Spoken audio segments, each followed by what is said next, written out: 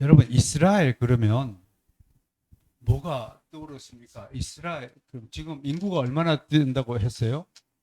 680만 명. 우리나라가 얼마인가요, 지금? 우리나라 인구 얼마예요? 5,500? 5,500 됐죠, 지금 5,500만. 남북한 합쳐서 뭐 7천만. 우리나라의 한 7분의 1, 6분의 1? 적어요. 근데 전 세계적으로 유대교인은 1,400만 명. 혹시 전 세계적으로 기독교인은 몇 명인 줄 아세요? 전 세계적으로 개신교인이 얼마인지 아세요? 모르세요? 옛날에 제가 본 건 한 4억 명 좀 된다고 이야기해요. 이슬람들이 한 7억 내지 8억 명 되거든요. 근데 카톨릭까지 합치면 우리도 뭐 그 정도 되지 않을까 그렇게 예상을 하는데 겨우 680만 명에 불과한 이스라엘 백성들이 전 세계를 쥐락펴락하고 있다는 정말 놀라운 사실이죠. 크기가 폭이 여기 봅시다. 이 지도를 좀 봅시다. 이스라엘 그러면 한국의 4분의 1인데 길이가요. 아래 위로 남북 길이가 몇 킬로냐면 270킬로예요. 270km 계산했더니 서울에서 대구까지가 284km 검색하는 거 나오더라고요. 그 정도이고 폭은 제일 넓은 쪽이 120, 좁은 쪽이 80이에요. 그러면 우리가 인천에서 강릉까지가 몇 킬로인 줄 아세요? 인천에서 강릉까지가 아무 생각 없이 사는군요. 어? 아무 생각 없이 여행 다니고 강릉 안 가봤어요? 좀 나하고 좀 다른 것 같아. 나는 여행을 가면 굉장히 사전 조사를 많이 하거든요. 강릉에 어떤 역사적 유적이 있는가? 강릉에는 또 어떤 맛있는 음식점이 있는가? 강릉에서 숙박할 수 있는 곳은 어딘가? 뭐 이런 건데. 아무튼 강릉까지 갈 필요가 없고 이스라엘이 최고는 120km면 서울에서 원주까지 좀 됩니다. 그러니까 우리나라 전체를 치면 남북한 합쳐서 한 4분의 1 크기의 이스라엘. 그러니까 뭐 먼 거리가 아니에요. 그렇죠? 우리나라 사람 같으면 시시해서 못 다닐 정도가 아닐까라고 생각을 해요. 자, 지도를 한번 봅시다. 이스라엘. 다 보이나요? 제가 재밌는 사진 몇 개를 올려놨어요. 요 오른쪽 지도를 보시죠. 이게 현재의 이스라엘 땅입니다. 현재의 옛날에는 이 안에 예루살렘이 있는 것 전부 다 이스라엘 땅이었지만 서안 지구라고 해서 이 요르단에게 다 뺏겨가지고 남의 땅이 되고 있어요. 슬프죠? 이스라엘 사람들이 자기 지도 보면 다윗 왕 때처럼 쫙 여기까지 그냥 통치를 해야 되는데 그런 현실이 못 됩니다. 거기다가 여기 보세요. 가자 지구가 있죠. 가자 그러면 여러분 성경에서 뭐가 떠오릅니까? 누가 만든 도시인가요? 이 부족에서 팔레스타인에 나왔죠. 팔레스타인, 필리스틴, 우리 성경에는 뭘로 나와요? 블레셋 쪽. 블레셋 쪽이 세운 도시가 몇 개예요? 인생, 신학생. 5개입니다. 어? 가자, 뭐, 또, 아스돗, 아스글론, 뭐 이런 그 기억이 나죠? 삼손 이야기 때도 도시 이름들이 다 나오고 그러잖아요. 그 블레셋이 세운 도시 중에서 가장 큰 도시가 가자입니다. 이 가자 지역에 PLO, 팔레스타인 해방기구가 들어서더니 유엔에서 이제 이 독립지역으로 이렇게 세웠죠. 이스라엘 땅 안에 이제 거주하니까 이스라엘 백성들이 누군가요? 얘들 이 둘레를 전부 다 검은 선이 있죠. 검은 선 둘레를 15m 장벽으로 세워갖다 출입을 봉쇄해 버렸어요. 그러니까 그러니까 전 세계 또 좌파들이 이거 인권 탄압이다 그러고 막 그러고 있죠. 이 사진 보세요. 사진 보면 팔레스타인 군인하고 이스라엘 군이 이제 경계선에서 이렇게 서로 대치하는 겁니다. 재밌죠? 누가 보면 좋은 사이인 것 같아요. 또 이스라엘 여군들 이렇게 화장하는 그 제가 뽑아놨어요. 또 보십시오. 이 비운의 땅 예루살렘이 여기 보이죠? 가운데 그죠? 예루살렘의 요한의 중심에 이슬람 사원이 이렇게 박아놨어요. 마치요 일제가요. 우리 인왕산에 가면 뭘 박아놨어요? 쇠 말뚝을 왜 박아놨을까요? 여기 이제 머리 꼭대기 정수리라고 그랬어요. 정수리에 꽂으면 길을 패지 못할 것이다. 그래서 이 꽂아 놨대요. 그러니까 여기를 갈 수는 없고 어디서 울고 불고 하나요? 그 앞에 있는 요 앞에 있는 게 벽이에요. 벽. 동국의 벽. 몇 미터 남았어요? 아는 거 뭐 있어요? 내가 물어봅시다. 좀 알고 삽시다.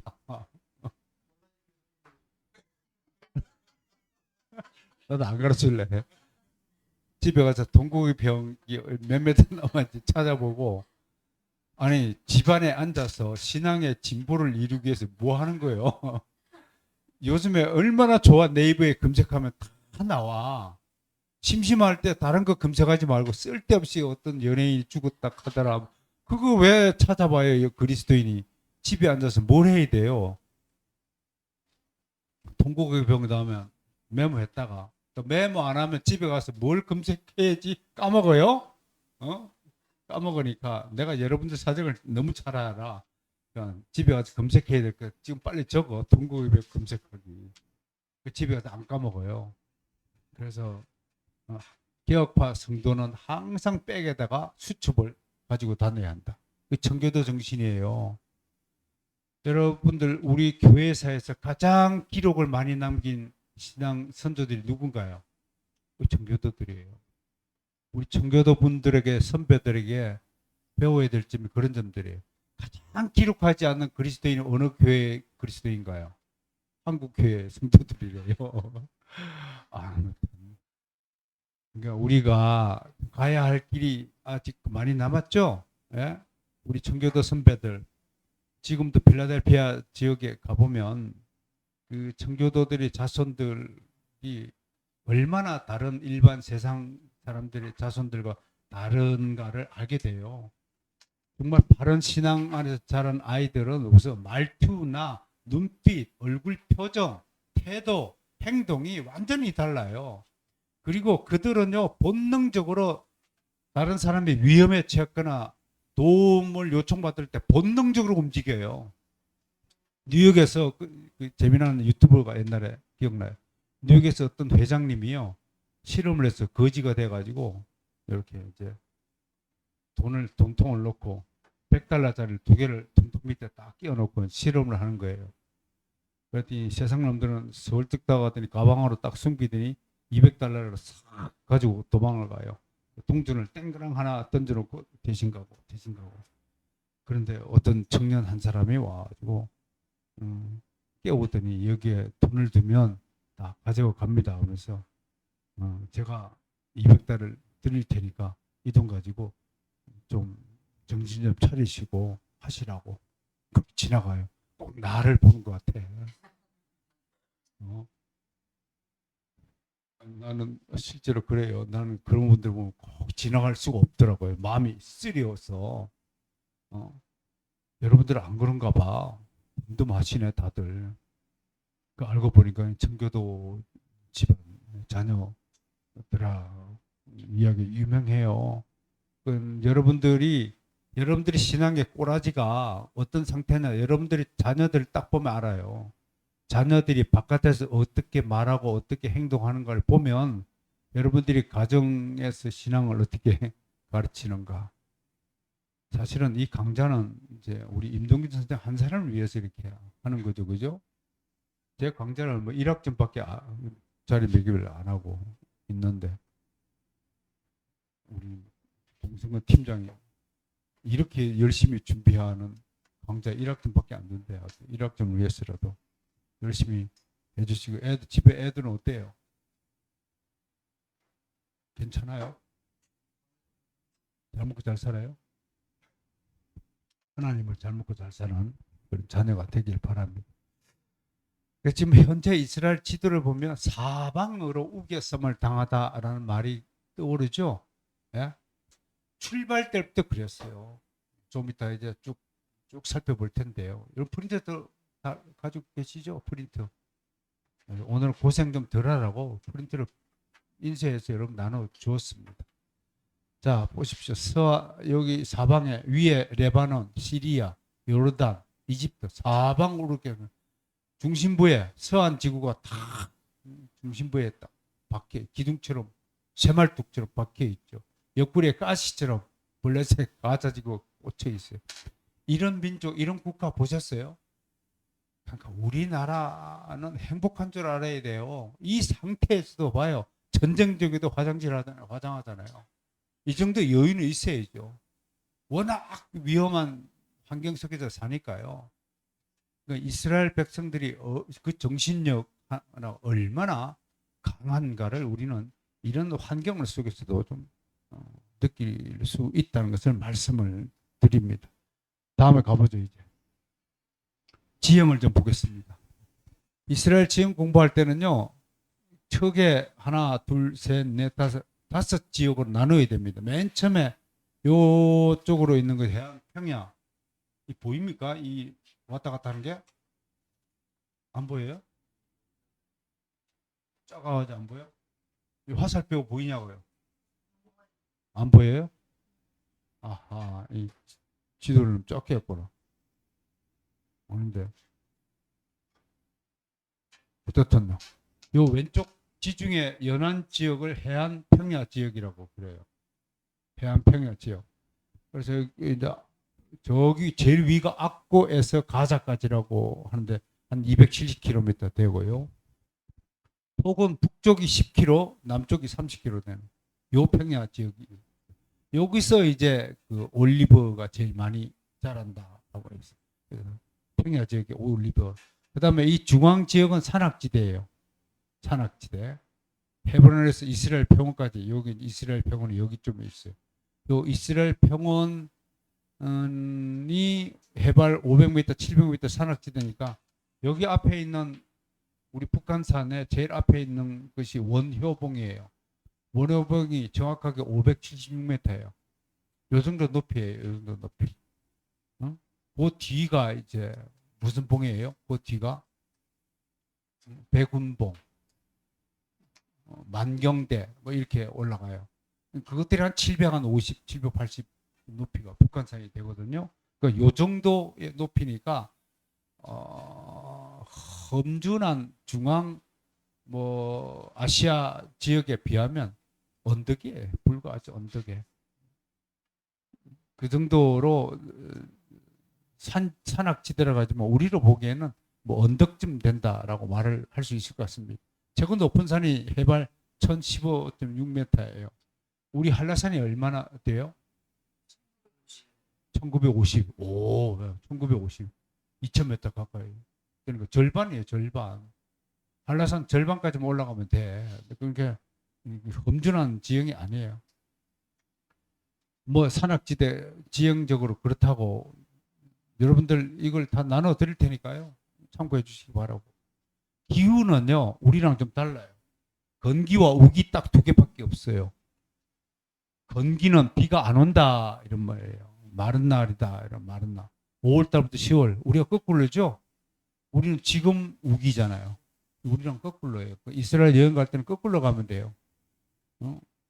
우기는 10월 달부터 5월 달까지니까. 우리 이스라엘을 가려면 여름철에 가면 그쪽은 건기예요.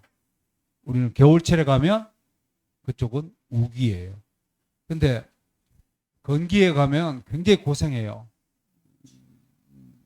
춥기도 하고 마른 먼지가 아주 엄청나게 밤에 영하의 날씨 그러니까 거의 뭐 낮에는 40도 밤에 영하 40도 막 확 차이 났어요.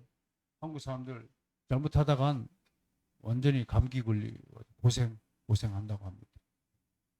제가 아는 목사님 준비 없이 갔다가 내가 속으로 쌤통이다 그래. 왜 준비 없이 가? 그런 대로 사전에 철저하게 서치하고 준비하고 가야 되겠죠. 그런 측면에서 이스라엘 날씨가 그렇다는 거. 그 다음에 1월 달하고 2월 달에 비가 제일 많이 온대요. 강원의 80%가 이때하고 이때 이제 강풍이 부는 거예요. 그러니까 예수님이 갈릴리 바다를 잠재웠을 때가 몇 월 달쯤 돼요. 아, 1월 달이나 2월 달쯤 되겠구나라고 추측할 수 있단 말이에요. 왜 이런 걸 공부해야죠? 성경에 나온 예수님이 언제 왔다 갔다 하셨구나 걸 알게 된다. 그렇게 되면 성경을 공부하는데 훨씬 더 유익하고 재미있게 성경을 공부할 수 있다고 하는 것이에요. 그 다음에 우리 성경에 이른 비, 늦은 비 용어가 나오죠. 이른 비가 11월 초고 늦은 비가 봄비인데 봄비는 한 3월달, 4월달, 6월절 전, 무교절 전에 이제 나오는 그때가 되면 이제 보류하고 미리 이제 수확을 하는 그때잖아요. 근데 이른 비는 11월 초. 그 이른 비는 성경에서 어떤 것으로 비유가 되나요? 뭘 물어보면 대답 좀 해봐. 덱들은 아무것도 모르는 거예요? 어쩌자고 어쩔 거요 도대체가. 그 장경로 목사님의 그 설교 집회를 가끔씩 봐요. 왜 보냐면 이제 그분한테 보면 까르르 웃게 돼서 그거 하나만이라도 참 유익하고 그분은 참 특별한 은사를 받았다. 야, 어쩌면 그렇게 군중을 들었다 놨다 웃기고 하고 그런데 여자 성도들 보고 그분은 꼭 뭐라고 부른 줄 아세요? 앞에서 머리를 파랑머리를 했더니 집에는 머리가 왜 이렇게 내장산 단풍이 들어서 표현을 해도 내장산 단풍이 들었대. 그러니까 막 꾸미고 화장하니까 얼굴 판이 집에는 좀 괜찮으니까 이제 그만 다듬어. 누구 좋으라고 다듬는 거예요. 신랑이 좋다 그러면 된 거지. 신랑 말고 왜 딴 놈한테 잘 보이려고 신경을 쓰냐고. 막 웃겨 주시는 그런 거 하나 들으면 이렇게 좀 열리는 느낌이 들잖아요. 하나님은요 그런 방식으로 우리를 지도하시고 훈련시키시고 만나는 거 먹이신다는 것을 우리가 알 수가 있죠. 그런 차원에서 여러분 우리의 신앙을요 좁은 세계에다 스스로 가두지 말고 이런 강좌의 시간이 있다면 진짜 불언천지하고 달려와서 참여하는 게 좋습니다. 그저께 우리 김영석 박사님이 요 옆에 길 건너 카페에 와가지고 강의를 하고 갔어요. 104세 철학자의 강의를 듣기 위해서 강의를 하고 왔다는 거 너무 감사하죠. 그런데 40여 명이 숲에서 원석이 그날 왔었나? 알았어요. 그런 자리는 놓치지 말고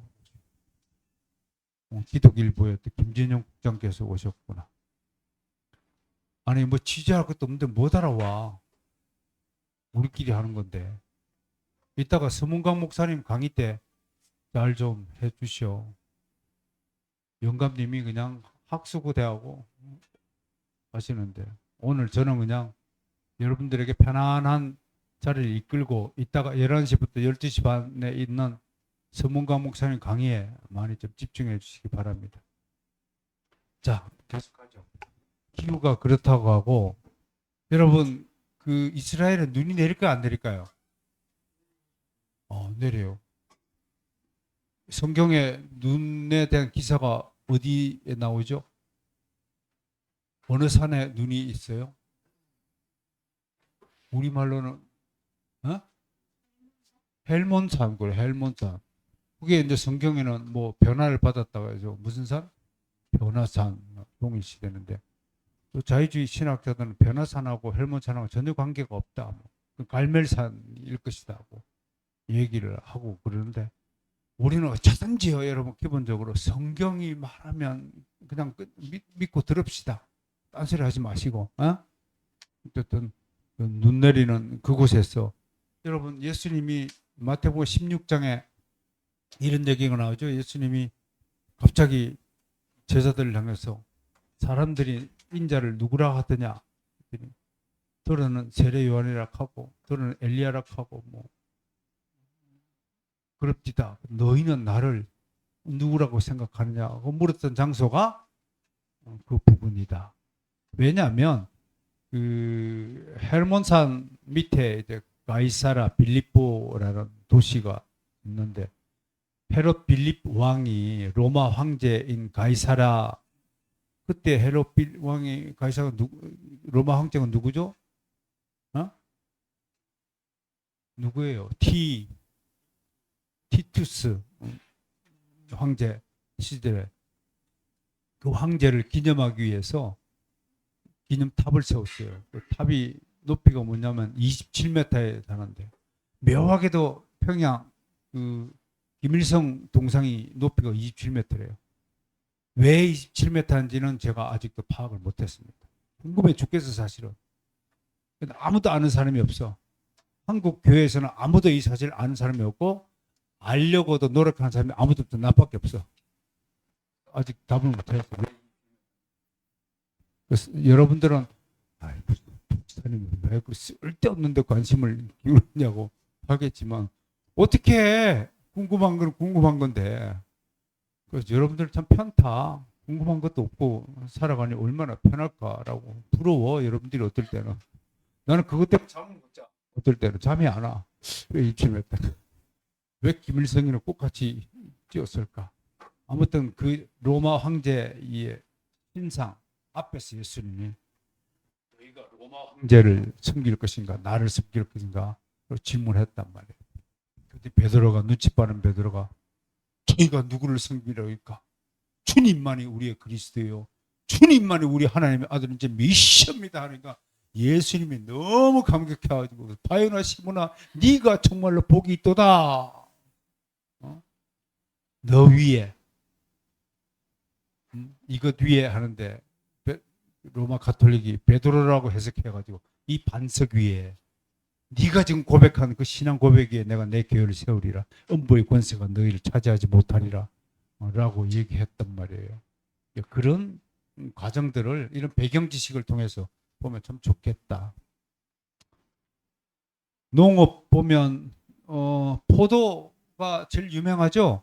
그래서 성경에도 이렇게 나봇의 포도원 이야기 하잖아요. 사울이 뺏어버리죠 나중에 그죠? 뺐잖아요. 포도원 이야기가 많이 포도즙, 포도틀 이런 이야기가 성경에 숱하게 나온다. 어떤 분이 80세 된 의사 출신의 분이 저에게 카톡을 보내왔는데 우리 교회 단톡방에 제가 옮겼는데 여러분 뭐 오래 살려고 운동 너무 열심히 하지 말래. 왜 이렇게 소란스러워? 왜 그래? 강의 시간에. 그렇게 소란스러우면 내가 편히 강의를 할 수 있어? 없잖아. 좀 앉아 이제. 왜 전부 뒤로만 다 몰리는 거야? 왜 또? 왜 이랬어? 이거 지금 유튜브로 중계돼? 그렇구나. 나는 안 된 줄 알았어. 죄송합니다. 유튜브를 시청하는 분들 잡담을 해서 죄송합니다. 지금 뭔 얘기하다 그랬지? 포도. 80대 의사분이 저한테 글을 보냈어요. 오래 살려고 너무 운동하지 마라. 세계 보디빌더 챔피언은 41살에 죽었대. 이게 적당하게 포도주를 적당히 즐기면 건강에 아주 좋다. 그 얘기 하려고 내가 소개했어요. 저기 50세 때까지는 등산하고 막 하는지만 60대 이후는 등산도 하지 마라. 등산 그거 운동하러 가는 게 아니다. 어울리려고 가는 거지. 등산을 하면서 어울리면 그때는 좋지만 집에 오면 더 외롭다. 그러니 그런 거 하지 말고 편히 그냥 왔다 갔다 걷기 운동하고 인생을 즐기며 살아라. 그리고 자식들한테 목매이지 마라. 부모들은 늘 자식을요 4살부터 7살 때 어린 그 모습만 기억하고 뿐만의 자식을 그리워한답니다. 그런데 자식들은 이미 다 커가지고 부모를 잊어버린 지 오래인데 뿐만의 자식들은 착각하고 사니까 불행을 스스로 자초한다. 잊어버려라. 다 떠난 것은 내 자식 아니다 이제. 세상의 자식이 된 것이지. 저도 그렇게 생각을 하고요. 이웃과 교제 나누고 즐기는 것이, 좋은 이웃을 두고 사는 것이 행복이다.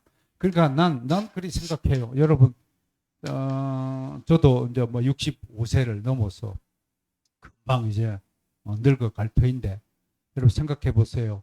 늙을수록 어떤 현상이 벌어지냐면 평소에 40, 50대에 어떤 관계를 맺고 살았는가가 60대 이후에 나타납니다. 그래서 저는 매일같이 손님이 찾아오니까 잘 사는 것 같아. 근데 나만 알고 어디 왔다 갔다 하지 않고 막 그런 삶을 사는 사람 60대 불행해. 아무도 안 찾아줘. 사람이요, 압니다. 저 사람이 평소에 어땠는가요? 그러니까 남의 결혼식, 남의 장례식 꼭 빠지지 않고 참여하세요.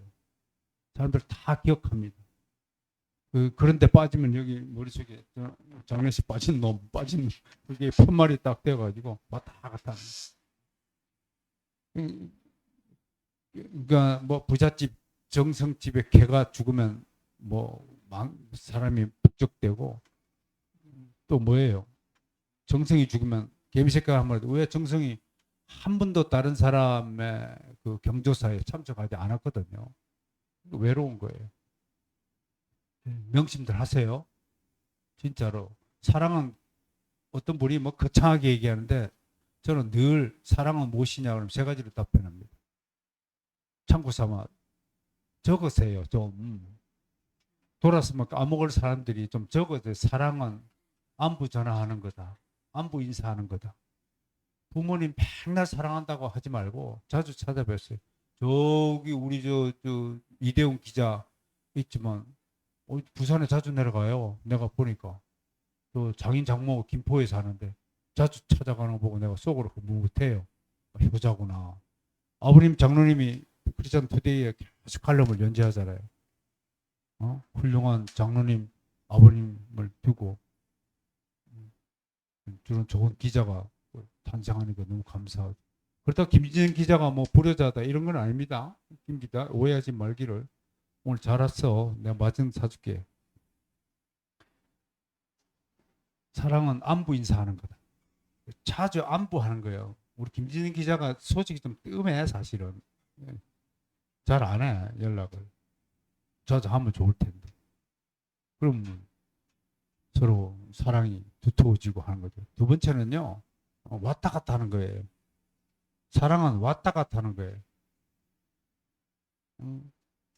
나는 지인은 왔다 갔다 안 하면서 나보고 오라 그러면 가요, 안 가요? 안 가는 거예요. 기브 앤 테이크 법칙이요. 심은 대로 거두는 거예요. 사랑은 평소에 왔다 갔다 많이 하세요. 제가 개혁신화 포럼을 2010년도에 창립하기 위해서 13분의 4대 문파의 학자들, 교수들을 찾아다니라고 난 2년간 내가 왔다 갔다 했어요. 발품팔이를 해야 하나님의 보상이 있고 은혜가 더 깊어지는 거라는 거. 그다음 세 번째, 함께 있어줘요. 병실에 아픈 환자, 요즘에 뭐 코로나 때문에 가지 못하지만 저는 그렇게 생각해요. 늘 함께 하는 거. 우리 김병수 목사가 매일같이 나한테 와서 함께 해줘요. 우리 어저께 임동균 선생하고 둘이서 밤 늦게까지 옥상에 올라가 보세요. 가리막 재보수공사를 완벽하게 완료했어요. 여러분들 그늘막 밑에서 삼겹살 파티하라고 두 분이 수고해 준 거. 박수 한번 칠까요? 두 분한테 진짜로. 한국 사람들 박수는 잘 쳐. 왜? 내가 안 했으니까 미안한 마음에 크게 치는 거예요. 그 다음에 봅시다. 산업. 신기하게 한국과 이스라엘 닮은 점이요. 금 생산지래요. 정말. 6가지 종류가 처리 산업이 금이요. 여기 보시면 금 종류가 몇 가지예요?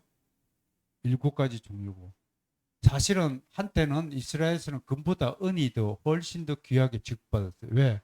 금은 재련하기가 힘들고 은은 금방에 캐가지고 써먹을 수 있으니까. 그래서 최초의 동전을 뭘로 만들었어요? 이스라엘의 화폐 단위 중에 세겔 있죠, 세겔.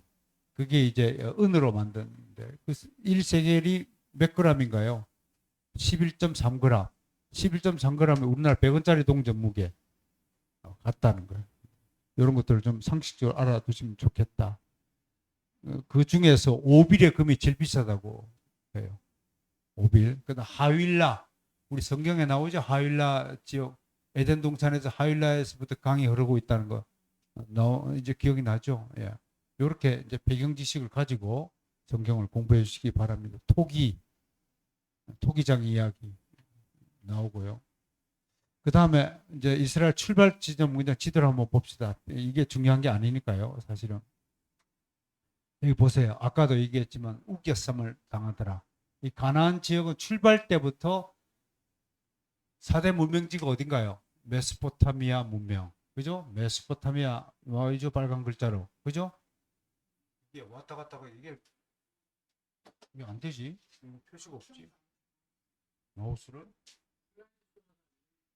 슬라이드 줄여서 안 돼? 아무튼 메소포타미아 보이나요? 중간에? 그죠? 그 제일 밑에 뭐가 보이나요? 그 이집트 보이죠? 그 다음에 우리는 잘 모르지만 이제 공부를 하다 보면 왼쪽에 이게 오늘날 튀르키예, 응? 터키 지역을 뭐라고 불러요? 아나톨리아.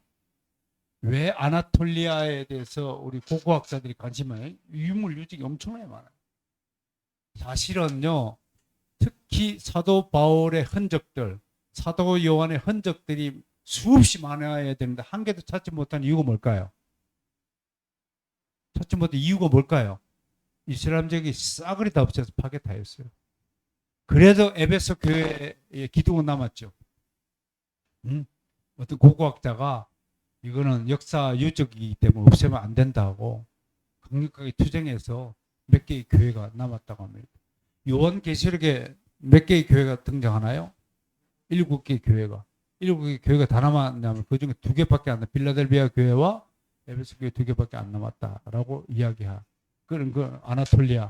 이 아나톨리아의 민족은 어떤 민족이냐면 이스마엘의 후손이라고 알려져 있어요. 이쪽까지 진출했다라고 보면 되겠습니다.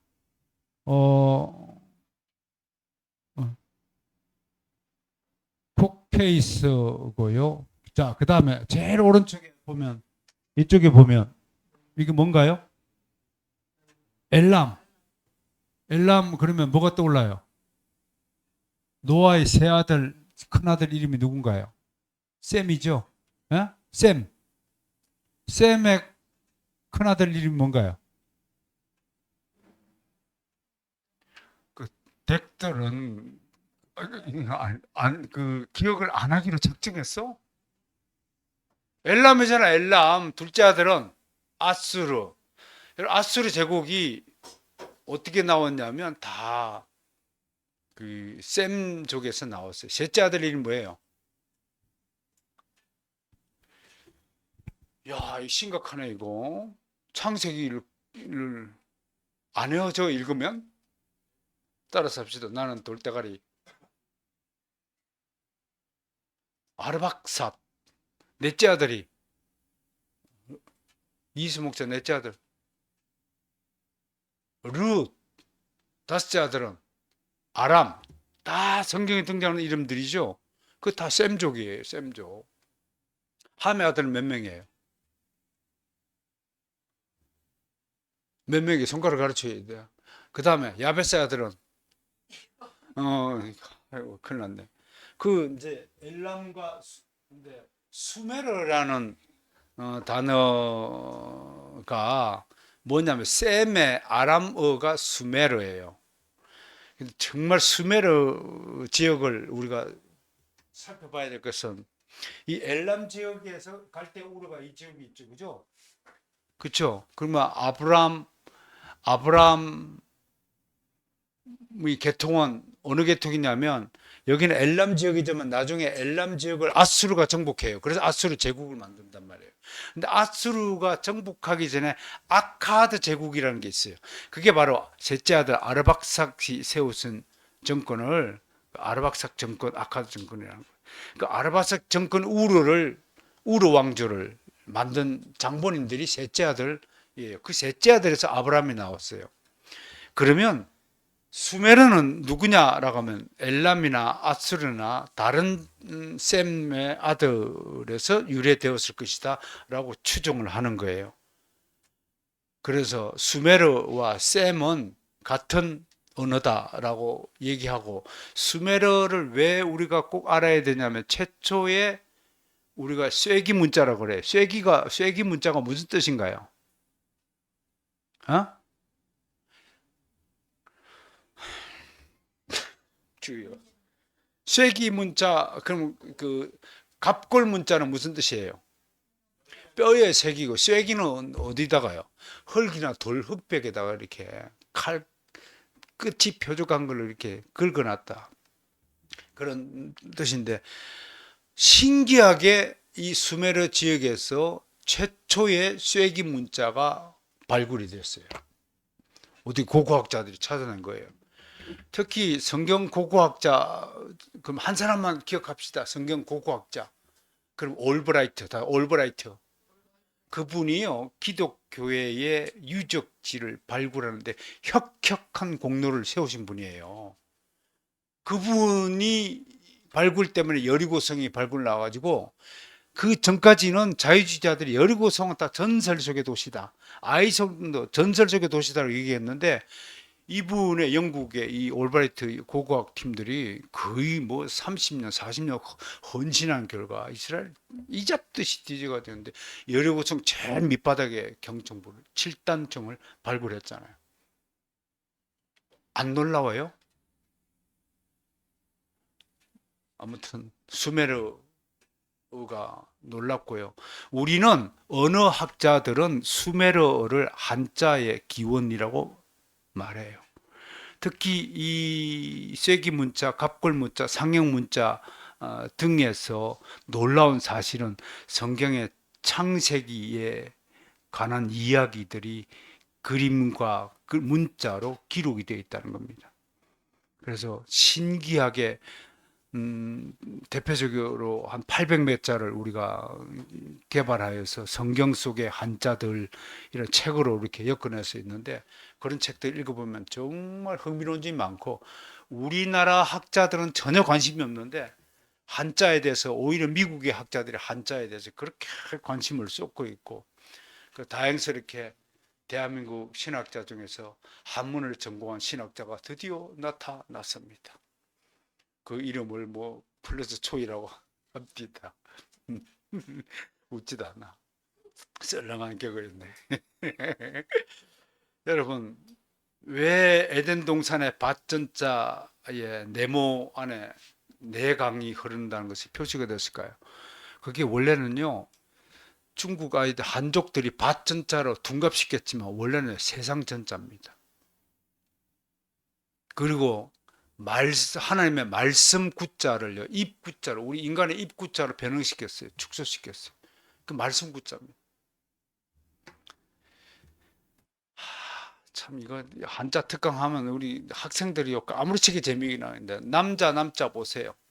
에덴 동산에서 힘을 쓰라 해서 남자, 여자는요, 날씬한 모습이 이렇게 튀어나오고 임신한 배를 그리고 있잖아요. 그런 글자들이 이 수메르어에서 나타나는 건 무슨 이유가 있습니까? 너무 놀라운 것은요, 안일 불자입니다. 이거 보세요. 대전군사는 나무가 몇 개 있어요? 예. 생명나무가, 선악과나무. 이놈을 누가 유인했어요? 뱀이요, 뱀이 있습니다. 이놈이 사람으로 나타난 게 뭐예요? 그래서 성처 스님이 이걸 깨닫고, 부처가 본디 사탄일 때 최후 증언을 하고 돌아가셨잖아요. 이런 거. 귀신은요, 에덴 동산에, 이게 에덴 동산을 나타난 거란 말이에요. 어? 꼬리 달린 놈이, 머리 달리고 꼬리 달린 놈이 귀신. 이게 마귀자를 이렇게 만들었다고요. 내가 지금 이거 한자 특강이면 내가 지금도 100개는 여러분을 칠판에 써서 소개할 수 있어요. 어? 저 재미나는 거 있잖아요. 이게 뭔가요? 집 가짜예요. 지붕이 있다는 뜻이에요. 여기다 노아 홍수에 몇 명이 살았어요? 8명이 동굴 속에 있다고 해도 동굴별이에요. 8명이 그렇죠. 동굴별. 이 사람들이 낮에는 들러 일하러 나갔어요. 그들이 동굴이 비었어요? 안 비었어요? 일할 공짜라는 거 빌공짜가 되는 거예요. 이런 이야기를 다음에 한번 할까요? 한자 특강 한번 해드릴까요?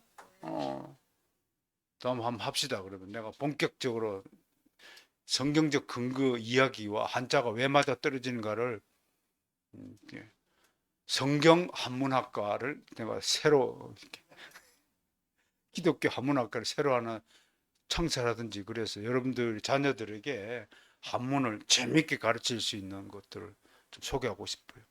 수두룩해요. 이런 이야기. 여러분들 몰랐던 이야기. 자, 넘어갑시다. 어떻든 이렇게 출발 때부터 가나안 지역은 우겨쌈을 메소포타미아와 이집트, 아나톨리아, 수메르, 아카드, 아수르, 엘람 이런 히타이트 이런 부족들 둘러싸이고 있었다. 그 다음에 그림을 보십시오. 그 중에 이제 아브라함이 살던 시대 여기 제일 밑에 여기 보이나요? 여기 작은데 이거 뭐죠 이거? 우르 이게 이제 아카드 제국이고 니프로는 성경에 니프로는 뭐죠? 니므롯, 니므롯, 니프로 이름으로 이런 이름들이 있는데 요 파란 지점이 뭘 나타내냐면 초생달 지역이라고 그래요. 초생달 지역.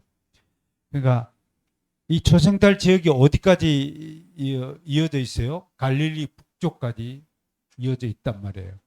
변화산, 헬몬산이 있는 지역까지요. 그러니까 이쪽에 있는 민족들이 예를 들어서 이렇게 살다가 아수르 제국이 생기고 아카드 제국이 생기고 막 히타이트 힉소스 정권이 생기고 아말렉 쪽이 번성할 때마다 약소 민족은 어디로 내려왔을까요? 그래서 우리가 추정하기를 우리는 가나안 7족이라고 가나안 7족 같은 이들은 이렇게 밀려서 내려온 지역이 팔레스타인입니다. 자, 여러분 젖과 꿀이 흐르는 가나안 땅이라고 알려져 있는 팔레스타인 지역을 한번 상상해 봅시다. 팔레스타인 지역이 좋은 땅일까 아닐까요? 기후가 좋아요. 땅이 좋아요. 이 아래쪽 이름이 뭔가요? 네게보라고 네게보. 네게보가 히브리 무슨 뜻이냐면 남쪽이라는 뜻이거든요. 남쪽. 사우스에 사우스. 이 네게보는 좋은 땅입니까? 사막입니까? 사막지대예요. 사막이 오른쪽은 아라비아 사막이에요. 단지 좋은 곳은요. 해안평야, 이스라엘 평야, 샤름 평야, 여기 오른쪽에 요단 동편을 가기 전에 길라 평지, 모압 평지 이 정도밖에 좋은 땅이 없어요. 이거 사람이 살 곳이에요. 그러니까 여러분 정탐꾼 이야기 아시죠? 정탐꾼들이 오죽했으면 12명 보냈는데 사실은 정상적으로 얘기하면 여호수아가 갈렙은 사팔대기예요. 사팔대기. 10사람 입장에서는 정탐꾼들 10사람은 정확하게 본 거예요. 우리가 딱 보니까 우리 눈에는 사람이 살 곳이 아니에요. 살 곳이 아니에요. 그런데 여호수아와 갈렙은 영안이 열려서 보니까 이건 저들은 우리의 먹잇감입니다. 우리가 저들을 정복해서 얼마든지 살 수 있습니다라고 보고를 한 건데 사실 오늘날로 치면 우리 한국 교회에 그렇게 여호수아와 갈렙처럼 도전적이고 진취적이고 신앙적인 그런 눈을 가질 수 있을까? 저한테도 이렇게 물어봐요. 너는 이 현실을 이 척박한 땅 가나안 땅을 보고 그런 소리를 할 자신이 있느냐? 라고 물으면 저도 솔직히 자신이 없습니다. 그런 차원에서 한번 지도를 한번 제가 여러분 소개하고요. 아브라함의 여정을 이렇게 소개했습니다. 갈대아 우르에서 움직였어요. 누구 때문에? 아버지가 누군가요?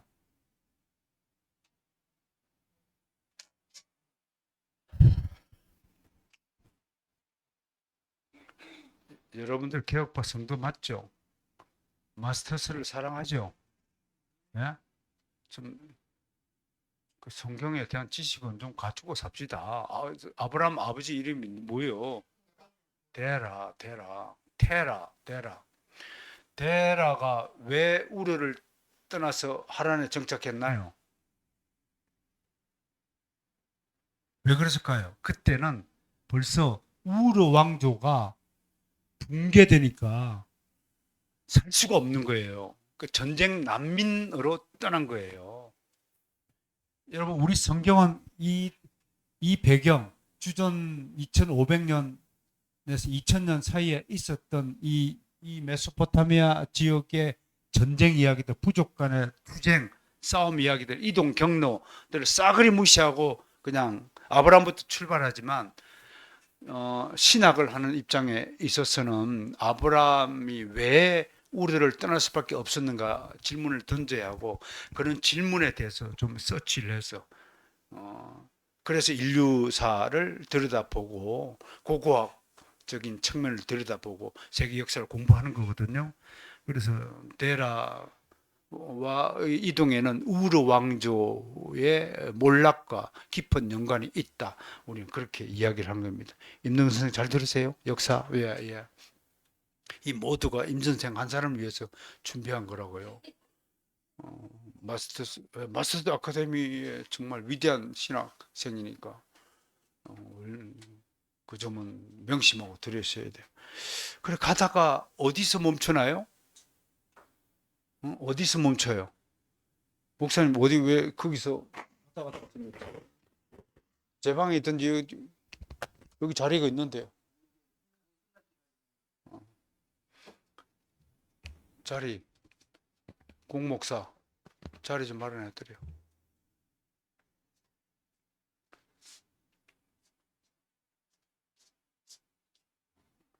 가다가 하란에서 멈춰요. 그죠? 요때부터 우리가 이스라엘의 역사라고 이야기해요. 프로토 히스토리 보세요. 여기 잠깐 볼래요? 이 칠판을 쓸 수밖에 없는데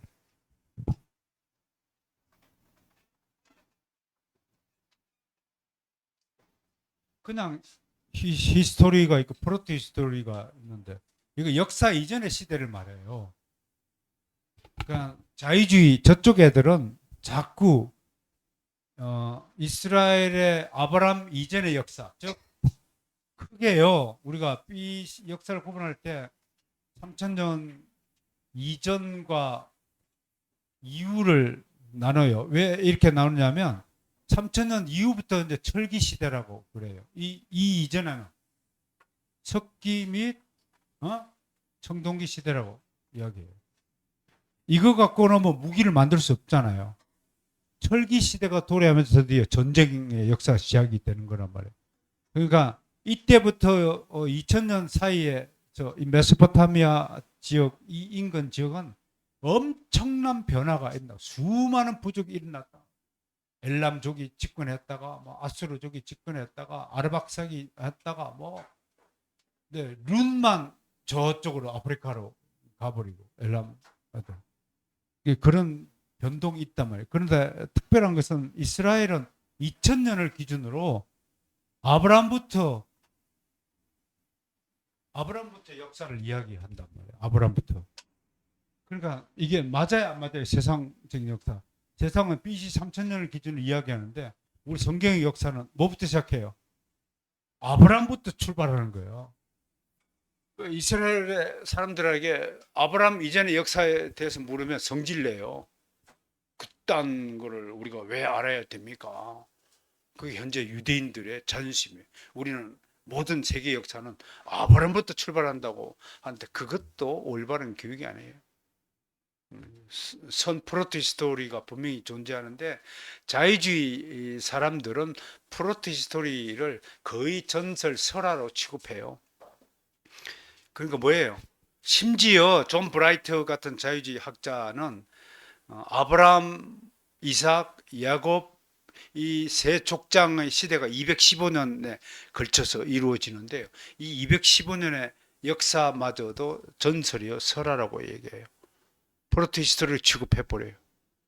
언제부터 정확하게 역사로 인정해야 되냐고 하면 출애굽부터 이스라엘 역사는 다뤄야 한다라고 얘기해요. 그러면 우리 성경의 창세기 12장부터 시작되는 아브라함부터 50장까지는 다 삭제해야죠?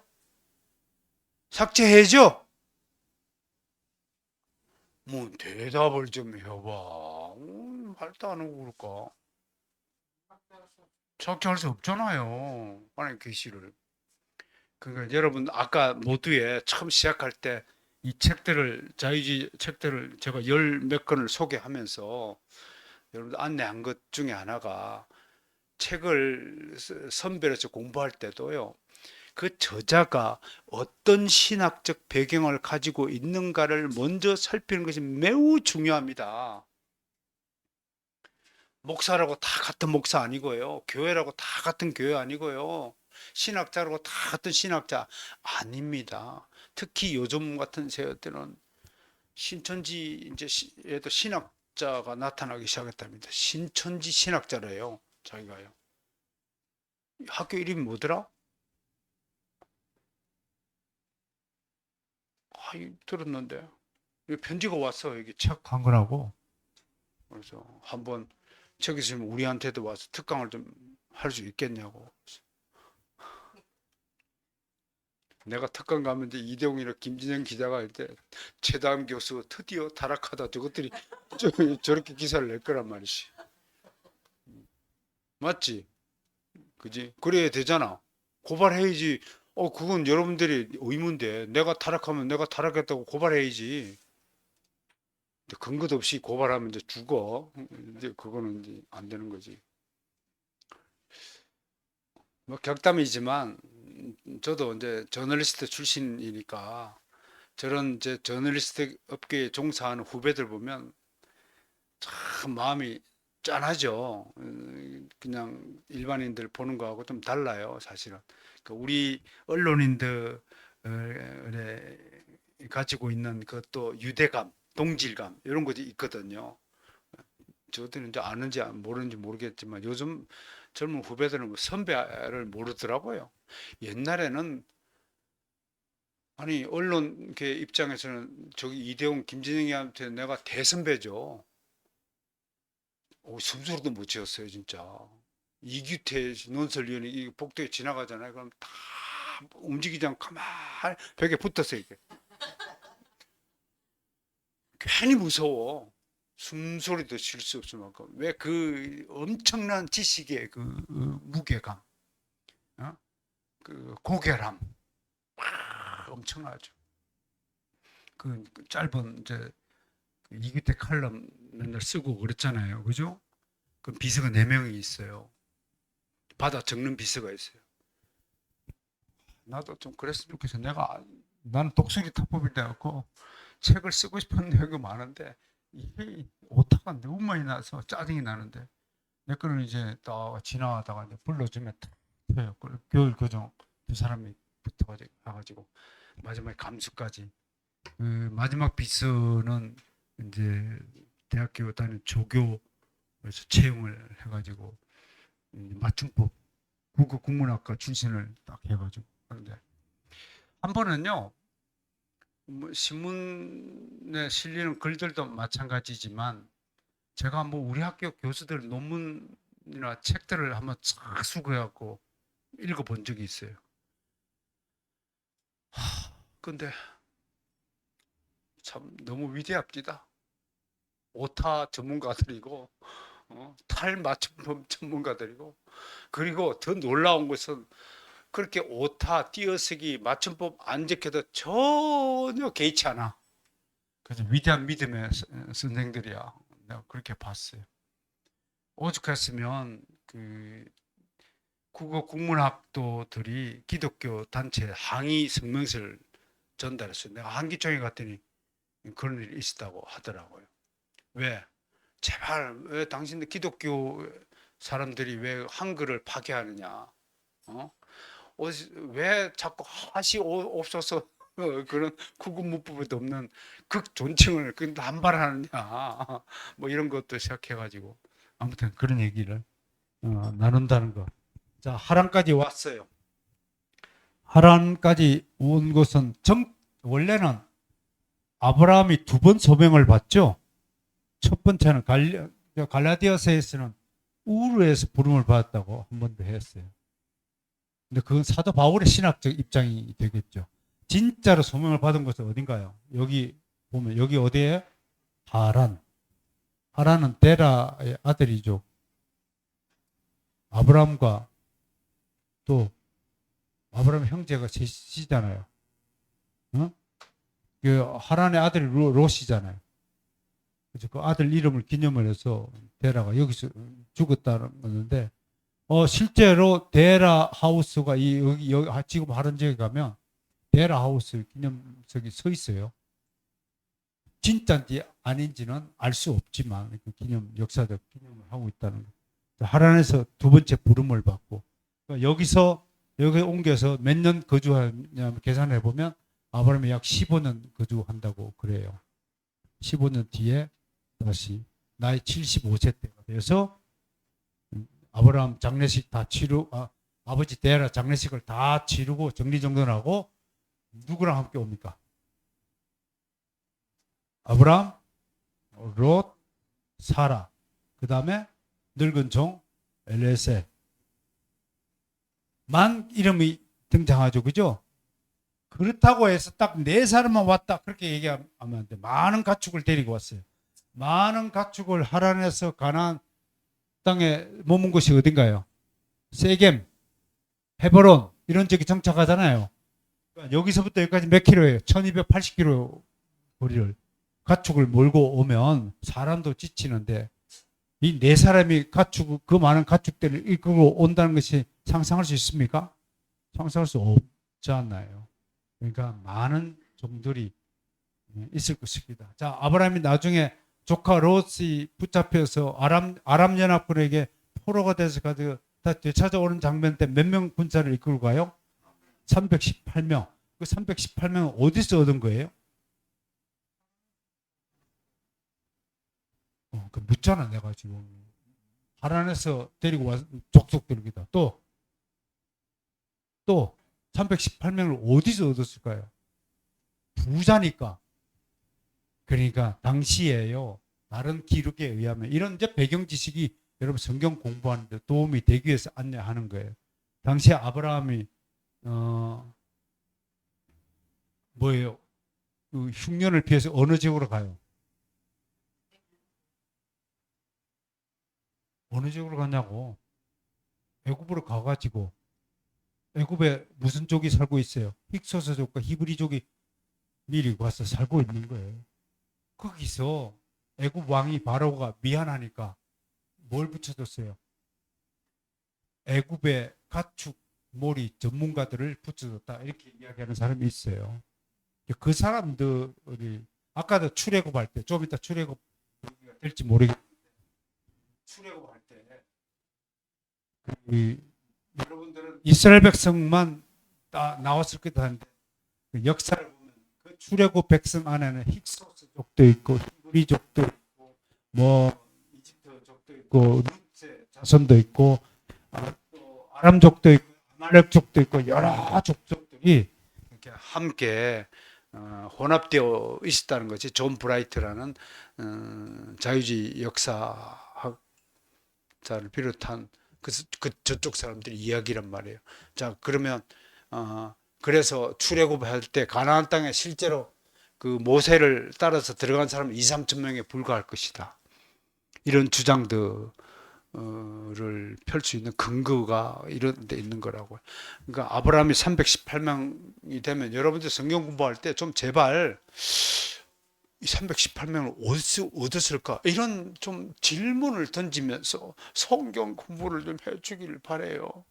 그냥 무작정 그냥 읽는 대로 하지 마시고 여러분들이 교회에서 성도들을 가르칠 때도 기독교회의 교육 방식이 특징이 뭐예요? 질문과 대답이라고요. 그래서 요리 문답이라고 하잖아요. 우리는 죽을 때까지 교회에서 성도들에게 요리문답식의 교육 방식을 잃어버리지 말고 가정에서도 마찬가지고요. 가정에서 항상 자녀들에게 질문하고 자녀들이 창의적으로 답을 할 수 있도록 기다려주고 그 정답에 아닌 답변을 할지라도 그걸 은혜 가운데서 잘 이렇게 교정해 주는 여유 또 그런 교육 방식을 좀 택하면 좋겠어요. 아무튼 아브라함이 그렇게 해서 먼 거리를 이동하여서 이동했는데 그 자유주의자들은 이 아브라함의 이야기가 모세가 성령의 계시와 영감을 받아 기록한 것이 아니라 후대에 포로 시대 때가 언젠가요? 아수르나 바벨론 제국이면 주전 8세기나 주전 6세기경의 어떤 그 랍비들이 이렇게 이야기를 꾸며냈다. 이스라엘 민족의 정체성 또 민족 의식을 일깨우기 위해서 꾸며낸 이야기에 불과하다. 이렇게 공공연하게 이야기하고 있다는 사실을 좀 아시면서 우리가 좀 정신을 좀 바짝 차려야 된다. 더 놀라운 것은 지금 아까 말한 어떤 특정 학교를 이야기해서 죄송합니다만 자유주의 신앙을 가르치는 학교들에서는 이런 사실을 공공연하게 하고 오히려 성경의 무호성, 성경의 영감과 계시를 주장하는 나 같은 사람들을 보면 아직도 그런 걸 믿으세요? 라고 오히려 역질문하는 세상이 되었다는 거. 그 정신들 바짝 차려야 돼요. 저희가 이런 강좌를 하는 것도 우리끼리 이렇게 신앙을 좀 다지고 진짜 바른 신앙이 무엇인가를 이런 기회를 통해서 한번 검색하고 수립해야 되지 않나 싶습니다. 자, 오늘 준비한 거 이제 연표인데 우리 성경적 연표가 창세기부터 이렇게 스가랴, 학개, 말라기, 구약 성경 역사를 이렇게 연도별로 했습니다. 오늘 참여하시는 분들에게는 제가 이 PPT를 다 선물로 드릴 테니까 가져가서 교육 자료로 훌륭히 사용이 되고요. 아까 이제 설명한 것들이 3000년 이후 수메르 지역, 메소포타미아, 셈족, 아카드족 아까 그림에 있는 거 다 설명했습니다. 그 다음에 사실은 가나안 이스라엘 역사 공부해서 이집트를 빼놓을 수 없습니다. 이집트는 아무튼 무조건 이렇게 외우세요. 세 시기를 나눈다. 따라서 고왕국, 중왕국, 신왕국. 이제 역사를 알아야 되는데 고왕국은 그냥 역사 시대, 프로토 히스토리 시대다. 그렇게 이야기하고요. 중왕국 때부터 기록물이 나오기 시작해요. 이때 중요한 게 15왕조부터 17왕조까지 무슨 정권? 힉소스 정권.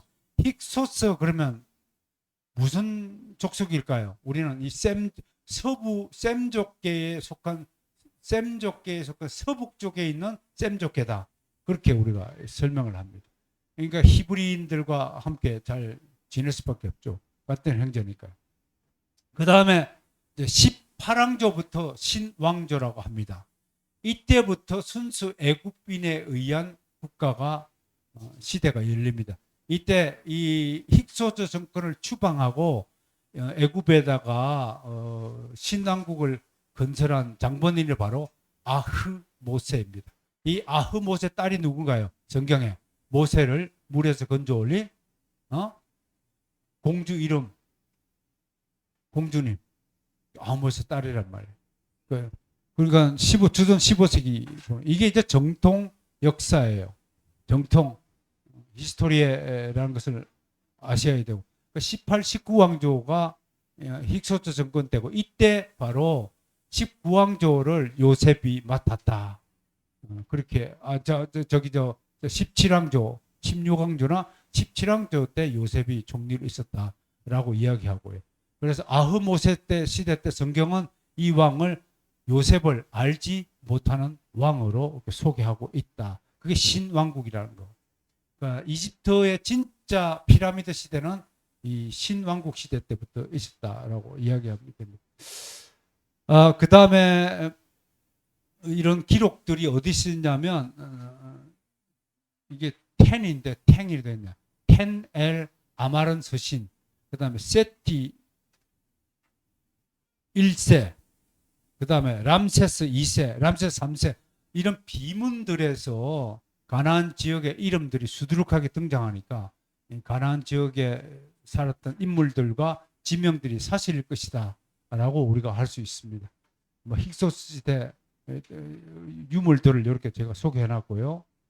오늘 뭐 이거 90분 만에 이스라엘 역사를 다 다룬다는 것은 불가능한 일이니까 요거 하나 합시다. 족장 시대 때 성경 비평 이런 것들도 아까 소개했고요. 히브리인들 왜 히브리인이라 하죠? 아브라함의 우르와 하란과 유프라테스 강을 건너왔다 해서 히브리어라는 뜻이 있고, 히브리어가 셈족 아람어 계열이고요. 야곱의 12지파 이후 이스라엘을 지칭한 이름이고, 남북국 시대 때부터 남쪽 유대 땅에 사는 사람을 히브리인들하고, 포로기한 이후부터는 사마리아인과 분리된 유대인들을 히브리인이라고 불렀다라고 말하는 거죠.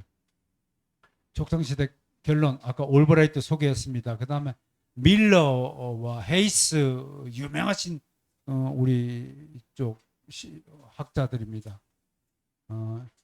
이렇게 정리하면 족장시대는 전설이다라고 주장하는 사람들에게 밀러는 이렇게 이야기합니다. 이런 이야기는 인간이 일반적으로 이해하는 것과 달리 판이하게 다른 관점의 역사 기록이다. 보셨죠?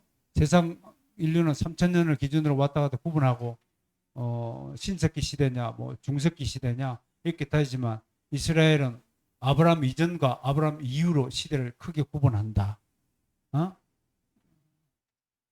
제 그 강좌 여기 여러분들 오늘 서비스로 둔 거 뒤에 보면 현대 이스라엘 역사가 나오는데요.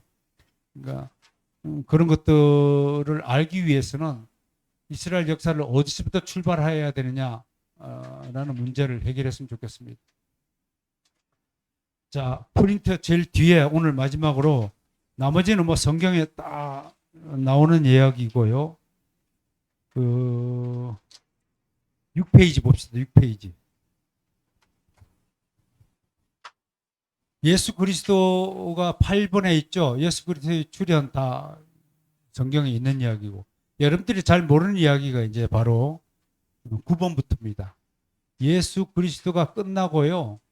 그 다음에 이제 사도 시대가 도래했을 때 팔레스타인들에서는 유명한 폭동 사건이 있었습니다. 무려 거의 뭐 7년에 걸친 대전쟁입니다. 이때에 유대인들이 약 한 120만 명 희생이 됐다고 기록을 남기고 있습니다. 이걸 우리가 역사에서 뭐라고 부르냐면 1차 유대 전쟁이라고 불러요. 1차 유대 전쟁. 그런데 주 70년에 로마 이 티투스가 나중에 황제가 되죠. 예? 티투스 장군이 파견됐다는 것은 무슨 부대가 왔다는 거예요. 정규 부대가 왔다는 거예요. 얼마나 상황이 위협이었으면. 왜?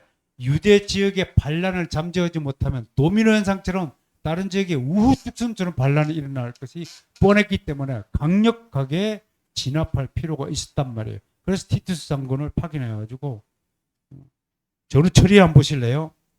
로마 제국이 이 유대 반란을 얼마나 엄중하게 다뤘는가 이걸 좀 보셔야 될 것 같아요. 예루살렘에서 잡힌 포로 가운데 로마에서 열린 개선식으로 젊고 잘생긴 남자만 남기고 17세 이상의 남자 포로 가운데 일부는 이집트로 다시 보내서 포로가 되게 했어요. 다시 이집트 노예가 됐어요.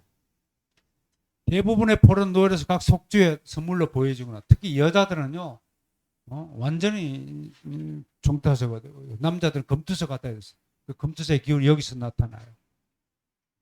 여러분, 검투사기 얼마나 악랄한 줄 알지? 검투사 이야기 중에 하나 전해드린 것은 바로 형제들끼리 검투사를 대기를 붙였어요. 그래서 진 형제를 칼로 찔러 죽여야 돼요. 황제가 지켜보는 앞에. 이런 악랄한 짓을 했어요. 자기 누이가 바로 사자 밥에 먹히도록, 사자 입에 달려 죽도록 만들고 하는 이런 악랄한 짓이 했어요. 그만큼 반란을 진압합니다. 예루살렘에 대제사장 제도 산헤드린 공의가 이때 다 없어졌어요. 그리고 예루살렘 성전 아까 그림으로 본 통곡의 벽만 남기고 약 13m에 이르는 통곡의 벽만 남기고 싸그리 다 없애버렸어요. 그리고 1만 명의 병력을 주둔시켰어요. 그러니까 이때부터 유대인들은 더 이상 팔레스타인에 살 수 있을까요, 없을까요? 그래서 유대인들의 진짜 디아스포라는 유대 반란 이후부터 73년 마사다 전투를 마지막으로 반란이 진압이 됐는데요.